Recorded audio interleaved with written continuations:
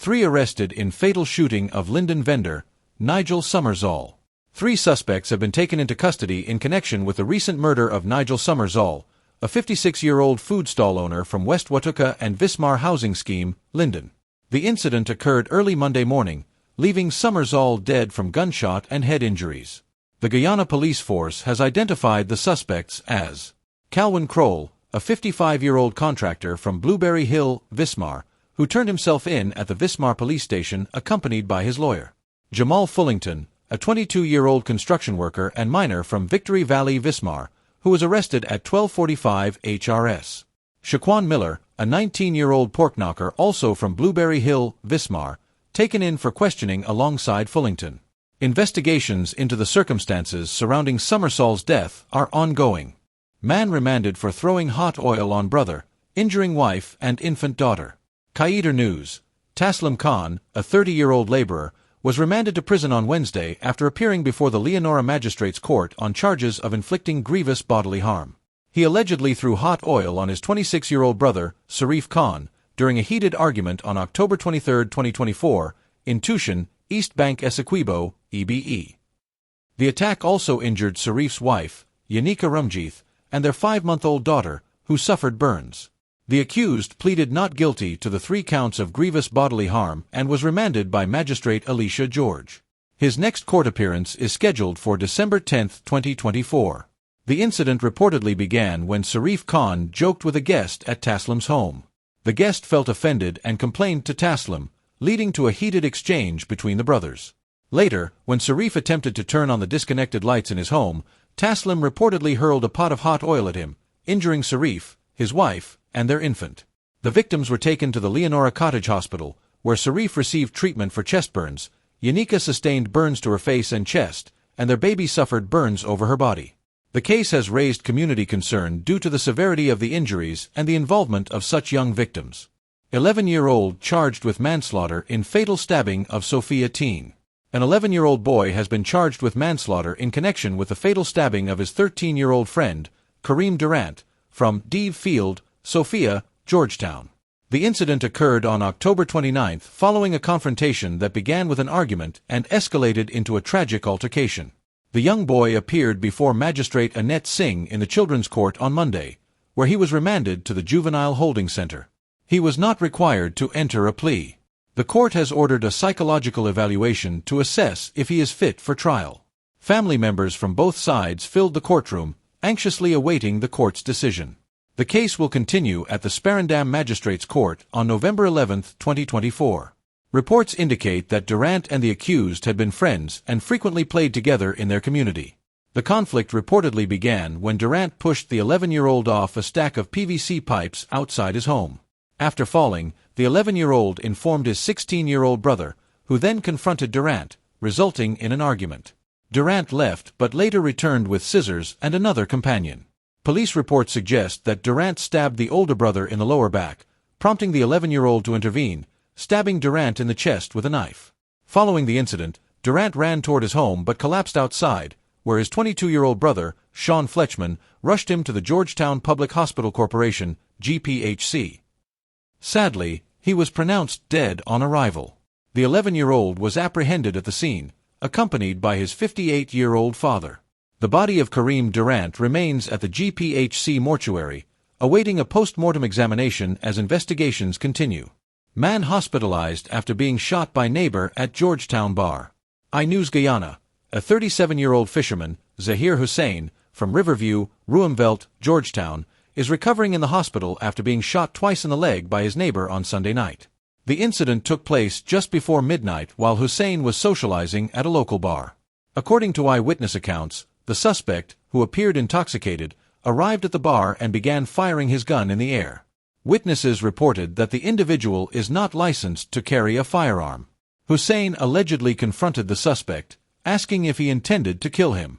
In response, the suspect's partner reportedly shouted, encouraging him to shoot them, kill them. The suspect then fired several shots, hitting Hussein twice.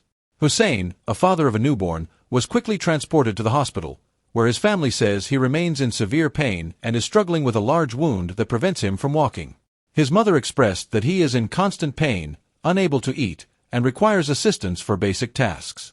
Reports indicate that this is not the first time the suspect has discharged his weapon in the area. Following the incident, outraged neighbors ransacked the suspect's shop. He has since surrendered himself to the police as investigations are underway. Rice farmer dies in tragic tractor accident in Black Bush Polder. Sunil Rampersad, a 43-year-old rice farmer from Mibikuri South, Black Bush Polder, Region 6, tragically lost his life on Monday afternoon in a tractor accident.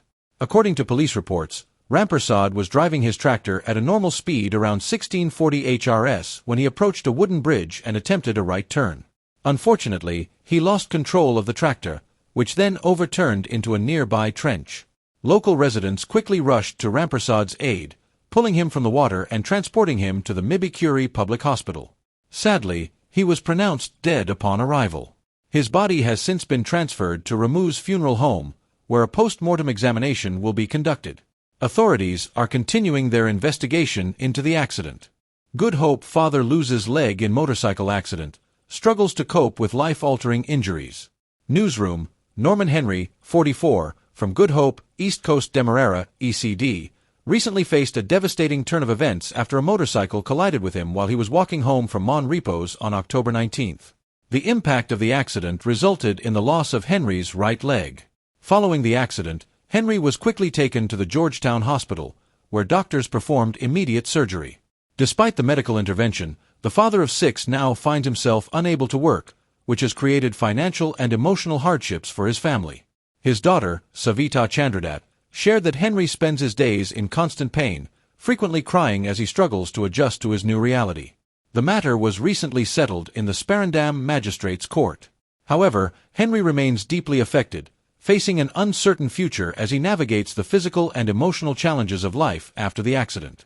Bartica Gold Miner fined $200,000 for DUI. Gregory John, a 30-year-old gold miner from Bartica, pleaded guilty to a DUI charge in the Bartica Magistrate Court on Monday. Appearing before Magistrate Tariq Mohammed, John was charged under Section 39A1 of the Motor Vehicle and Road Traffic Act, Chapter 51:02, as amended by Act 17 of 2022, for driving with a breath alcohol level above the legal limit. In his guilty plea, John accepted responsibility for the offense, and the court fined him $200,000. He faces a 3-month prison sentence if the fine is not paid. WBD resident sentenced to 6 years for manslaughter in 2019 Cutlass attack. Guyana Chronicle, Donald Grosvenor, 30, of Sisters Village, West Bank Demerara, WBD, was sentenced to 6 years in prison last Wednesday after pleading guilty to manslaughter in the 2019 death of his fellow villager, Suraj Jayalal. Grosvenor, who initially faced a murder charge, admitted to unlawfully killing Jayalal following an altercation that escalated into violence on the night of March 3, 2019. According to case details, Grosvenor and Jayalal, known as Nishal, were drinking at a community shop when an argument broke out. After leaving the scene, Grosvenor returned armed with a cutlass and attacked Jayalal, inflicting a severe head injury and partially severing his ear. Jayalal succumbed to his injuries the following day at the West Demerara Regional Hospital. Justice Navindra Singh sentenced Grosvenor to a base of 12 years. However, due to mitigating factors, including Grosvenor's early guilty plea, which demonstrated accountability, and expressions of remorse, a 6-year final sentence was handed down. Grosvenor will also receive credit for time served on remand since March 2019. The case was prosecuted by Mumtaz Ali, Madana Rampersad, and Christopher Belfield, with Ronald Bostwick serving as Grosvenor's defense attorney. 2 armed robbery suspects arrested after East Coast Demerara incidents. Police from Regional Division 4C arrested 2 suspects in connection with armed robberies that took place on the east coast of Demerara last night. Clonbrook Barber Shop Robbery. Location, Clonbrook, East Coast Demerara. Time, around 6:50 p.m. Victims, a 30-year-old barber and 2 customers. Stolen property. Barber, 2 gold chains valued at $1 million and $25,000 in cash.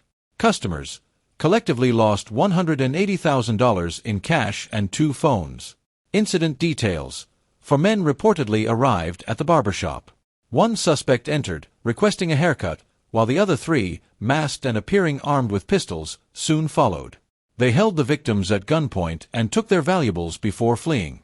Police response. An alarm was raised, prompting a search by police patrols.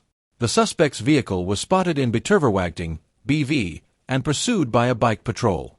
When the car stopped, the suspects fled on foot, and the driver was arrested. Police are actively searching for the other suspects. Ogle Embankment robbery. Location: Ogle Embankment, East Coast, Demerara. Time: around 8:30 p.m. Victim: a 25-year-old female security guard. Stolen property: $25,000 in cash, a gold chain, and a phone valued at $60,000. Incident details: 6 men on 3 motorcycles reportedly approached the security guard as she walked along the embankment, pointed a firearm, and robbed her before speeding away. Police response: a 17-year-old suspect was later arrested in connection with the robbery. Both cases remain under investigation as police work to apprehend additional suspects and recover the stolen items. PAC members expressed disbelief at 100-year repayment plan for Contractor's $6 million debt. Guyana News.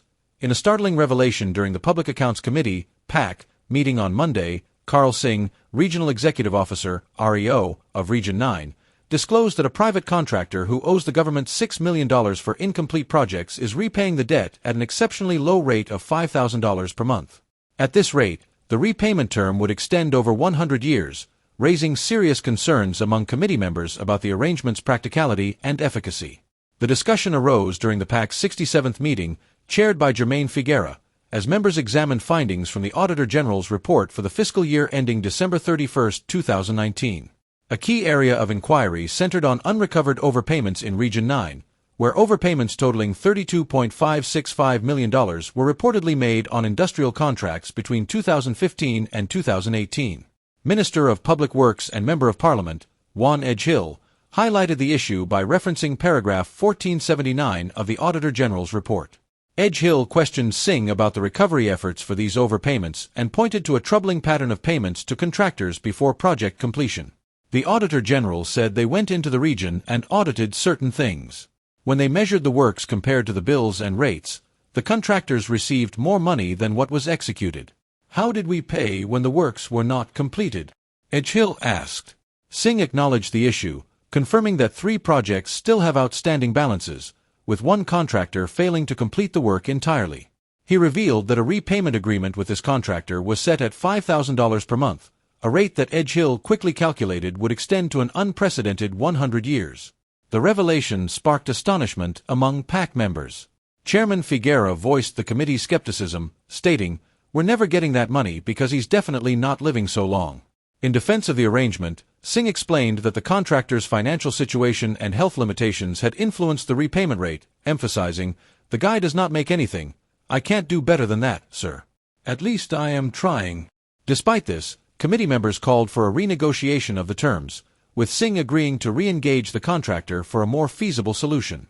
The PAC remains committed to ensuring fiscal accountability and transparency in the administration of public funds, particularly in light of the findings from the Auditor General's report. As investigations continue, the committee will seek practical measures to ensure that taxpayer money is safeguarded and properly managed.